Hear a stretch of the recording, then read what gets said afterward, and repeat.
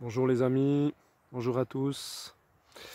Aujourd'hui j'avais envie de vous parler à nouveau de la crise mondiale et de vous offrir une lecture plus spirituelle de ce qui se passe, sans entrer dans le détail des événements, mais plutôt essayer de prendre une certaine hauteur de vue. Le regard de l'aigle dont parlent les chamans, c'est plutôt ce regard-là que je vais essayer d'adopter sur les événements, afin de prendre de la distance, de prendre de la hauteur, et de ne pas se laisser polluer intérieurement par tout ce qui se passe. Alors on voit beaucoup ces jours sur les réseaux sociaux, sur Facebook, beaucoup de gens qui dénoncent les complots, les manipulations liées à cette crise. C'est évident qu'il y en a toute une série, parce qu'il y a tout un tas d'acteurs qui sont généralement dans l'ombre, mais qui vont profiter de cette crise comme vraiment le meilleur des prétextes pour essayer d'avancer leur pion. Que ce soit au niveau de la crise économique, la crise boursière, des projets de vaccination, certains projets de contrôle social aussi qui vont être accélérés de par cette crise. Donc à l'évidence, c'est vraiment le prétexte rêvé pour tous ceux qui ont envie de pousser leur pion et qui sont dans l'ombre, qui amènent des choses qui sont fondamentalement mauvaises pour l'être humain, pour la terre et pour la vie en général. Donc toutes ces personnes-là vont accélérer, c'est bien évident.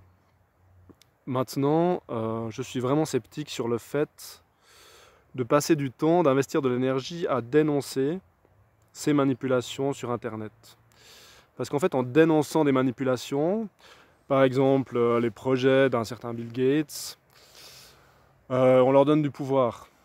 On rentre exactement en résonance avec ces personnes, avec leurs projets, et on est nous-mêmes, en fait, dans la peur, dans le ressentiment, dans la dénonciation, et on vit vraiment au même niveau que ces personnes qui essayent d'imposer des choses dramatiques à l'humanité. En dénonçant, en fait, on essaye aussi de convaincre. Si certaines forces essayent de nous convaincre de l'utilité de la vaccination, ce qui pour moi est évidemment une très mauvaise chose, mais ce n'est pas forcément la question ici, en se mobilisant sur Internet, en dénonçant ces manipulations, en fait, on est exactement dans la même énergie. C'est-à-dire qu'on a envie de prendre le pouvoir sur certaines consciences, sur les personnes qui nous écoutent à travers Internet ou sur nos proches par la discussion. On a envie de prendre un pouvoir pour convaincre ces personnes-là qu'on est du bon côté, qu'on va montrer un chemin plus sain, plus lumineux, plus conscient. Donc bien sûr, nous on est convaincus d'être sur le bon chemin, d'être dans notre bon droit, d'amener quelque chose de positif. N'empêche, on recourt exactement aux mêmes stratégies et derrière ça, à la même énergie que ceux qui essayent d'avancer des projets dans l'ombre. On est dans ce pouvoir, dans cette énergie de convaincre. Et convaincre une personne, ça n'a finalement jamais réussi. Parce qu'on ne peut pas forcer une porte à s'ouvrir. On peut peut-être sensibiliser, on peut peut-être poser des questions, mais finalement chacun a un chemin à faire. Chacun a maturé en conscience et personne ne peut être convaincu par personne. C'est en fait la vie qui va se charger de ça et je pense qu'on devrait faire plus confiance à la force de vie dans tous ces mouvements intérieurs qui vont se passer actuellement à la fois dans le monde et au sein de toutes les personnes, de tous les êtres humains qui sont incarnés en ce moment. Donc je vous mets en garde. Attention à ne pas vibrer sur la même énergie que ceux qui ont des projets dans l'ombre et qui avancent pour le moins bien de l'humanité.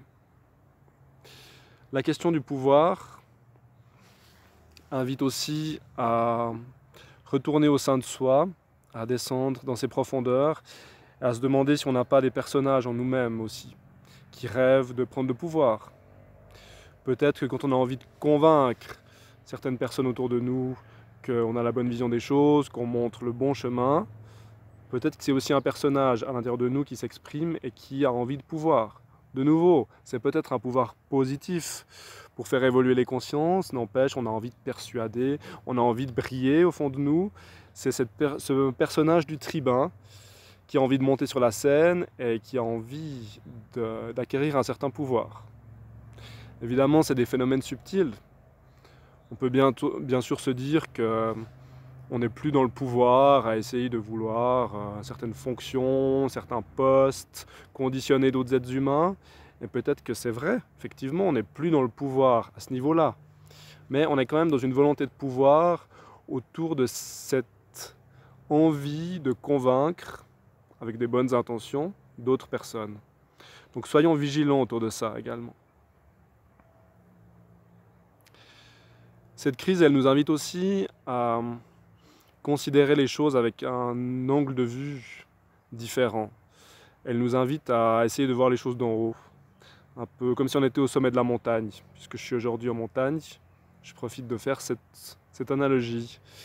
Si on voit les choses d'en haut, on peut aussi se dire que toutes les choses négatives qui se passent actuellement, les complots, les manipulations, les prises de pouvoir, qui ont lieu, bien sûr, dans le cadre de cette crise, sont finalement des symptômes ou des manifestations de l'âme de l'humanité. D'une âme de l'humanité qui est troublée, voire malade, par justement l'envie de pouvoir, l'envie d'ego, l'envie de briller en société, l'envie peut-être derrière ça de violence, symbolique ou pratique. L'âme humaine, pour moi, l'âme de l'humanité plutôt, je la vois comme la somme de toutes les énergies, de toutes les âmes de chaque être humain incarné. C'est comme un gigantesque champ de conscience, un gigantesque égrégore qui regroupe finalement toutes les diverses énergies de toutes nos âmes. Peut-être que de ce champ de conscience, il y a aussi une énergie émergente qui n'est pas juste l'addition de toutes nos énergies d'êtres humains, mais qui est encore au-delà. Je n'irai pas plus loin sur ce thème en ce moment. Mais en tout cas, l'âme de l'humanité, pour moi, c'est une réalité. C'est un champ de conscience, très différent bien sûr d'une âme humaine. Mais je me demande toujours en quoi tous ces dysfonctionnements actuels, tout ce qui va mal dans le monde, ne sont pas simplement des manifestations de la souffrance, des blessures de l'âme de notre humanité. Et peut-être que c'est plutôt vers elle qu'il faudrait regarder, que ce serait plutôt elle qu'il faudrait soigner, plutôt que d'essayer forcément de faire bouger des âmes humaines à titre individuel. Je m'inspire aussi de l'exemple de certains grands maîtres comme Yeshua, comme le Christ. Lui vivait au temps des Romains. Au temps des Romains, bien sûr, qu'il y avait énormément d'atrocités.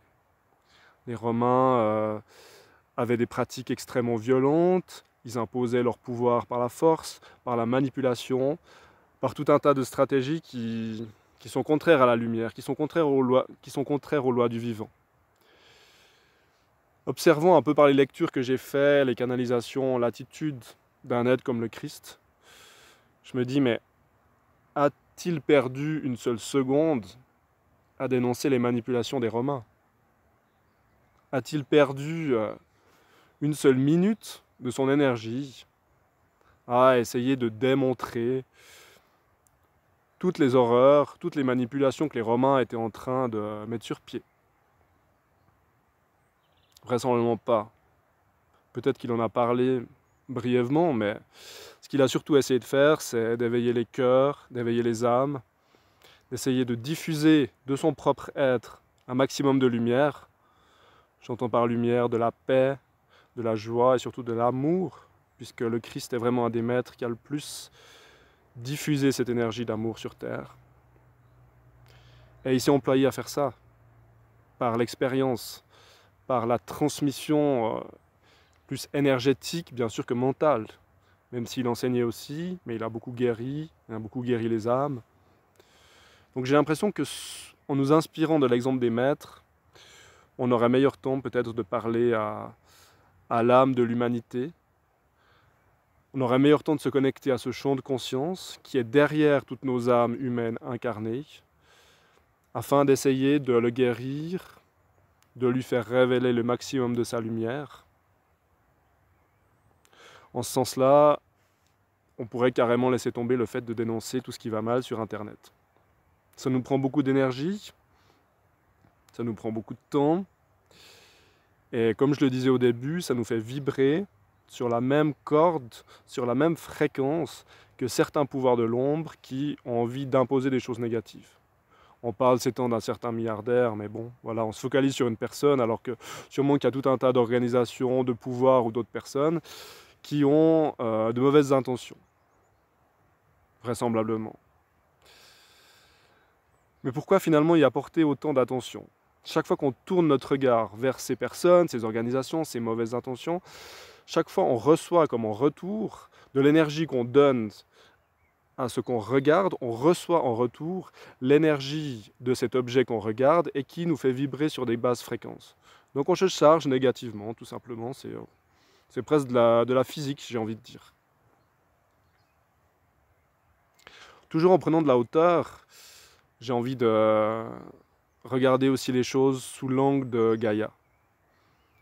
Gaïa, c'est pas la planète Terre. La planète Terre, elle existe en tant qu'organe physique. Elle est faite de matière. Aujourd'hui, je suis en montagne, je suis debout sur la planète Terre. Je suis porté par cette matérialité, étant moi-même être humain incarné, matérialité. Je suis en lien avec cette matérialité de la Terre. Mais derrière la Terre, il y a ce qu'on appelle la conscience terrestre.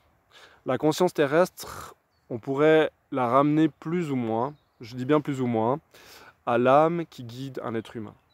Quand on est incarné sur Terre, on est un corps, on est une personnalité, on est une âme. L'énergie source, la force de vie, d'amour, de conscience qui nous anime, fondamentalement, c'est notre âme. C'est elle qui nous maintient en vie. Évidemment, on a notre corps physique qui bouge, qui est là, qui est concret. Mais ce qui nous maintient en vie, qui nous anime, c'est notre âme. J'ai envie de dire que pour la Terre, c'est à peu près la même chose. C'est-à-dire qu'il y a une conscience directrice, qui a un esprit, qui est comme l'âme de la planète Terre. Il ne faut pas croire que c'est un terme poétique ou symbolique. C'est quelque chose de tout à fait concret, même si c'est difficilement palpable, bien sûr. Cette conscience de la Terre, elle est très différente de notre conscience individuelle, de notre esprit individuel. Elle n'a pas de mental ou d'émotion comme un être humain. N'empêche, c'est une entité absolument consciente, connaissante à un certain niveau, qui a elle-même ses besoins, qui a elle-même son vécu, et qui, dans la crise actuelle, à mon sens, ne va pas tarder à s'exprimer. Rendez-vous compte que depuis le mois de janvier, il y a vraiment une couche de peur, vraiment une gangue d'angoisse qui s'est développée autour de la Terre, liée à ce coronavirus.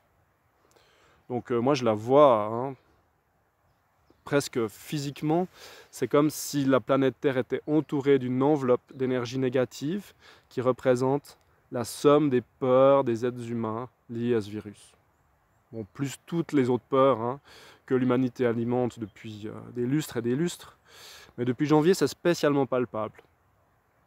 Et, Gaïa, en tant que conscience de la Terre, ne peut, à mon avis, pas supporter très longtemps le fait d'être entourée de cette gangue de peur qui est le fruit de la somme des pensées et de peurs des êtres humains incarnés en ce moment sur Terre. Donc tout cela, toutes nos peurs, c'est comme si elles produisaient une sorte d'interférence énergétique qui vient perturber le cycle naturel, le cycle de vie de Gaïa, de la conscience qui nous accueille. Et je me demande bien jusqu'à quand Gaïa va supporter cette couche de peur, qui pour le moment n'est de loin pas dissipée, même si le virus a tendance à disparaître ou les situations ont tendance à se réguler dans certains pays. Mais à mon avis, cette histoire n'est de loin pas finie. Et la pollution de nos pensées, de nos émotions, est vraiment gravement préjudiciable à l'équilibre de la planète. Comment est-ce que Gaïa va réagir? Je n'en sais rien. En tout cas, elle va faire au mieux pour elle et pour nous. Mais j'imagine que tôt ou tard, elle va aussi nous montrer assez clairement par un coup d'arrêt que tout ce qui se passe sur Terre actuellement, non seulement le virus, non seulement les manipulations qu'il y a avec ce virus, mais aussi et surtout toute cette pollution émotionnelle et mentale que nous lui affligeons, elle va nous montrer assez clairement que cet état de fait n'est plus possible. Ce sera à nouveau une crise de guérison, une régénération. Je ne sais absolument pas quelle forme ça va prendre. Peu importe finalement.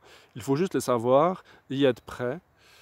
Et là, à nouveau, par la prière, par la méditation, on peut essayer de parler à Gaïa et de faire en sorte de lui communiquer le meilleur de nous-mêmes, le plus d'amour possible, afin simplement qu'elle sente qu'il y a beaucoup d'êtres humains dans la peur, dans le ressentiment, dans le rejet, notamment à cause de ce virus, mais qu'il y en a aussi d'autres qui sont dans l'amour pour la Terre, qui sont prêts, dans leur méditation, à enrober la Terre de lumière, à l'enlacer de nos bras, à lui donner tout l'amour dont elle a besoin, et simplement qu'elle sache qu'il y a des êtres humains qui l'aiment, qui ont envie de continuer à vivre sur cette terre qui pourrait être un paradis, des êtres humains qui lui rendent grâce, qui lui rendent de la gratitude,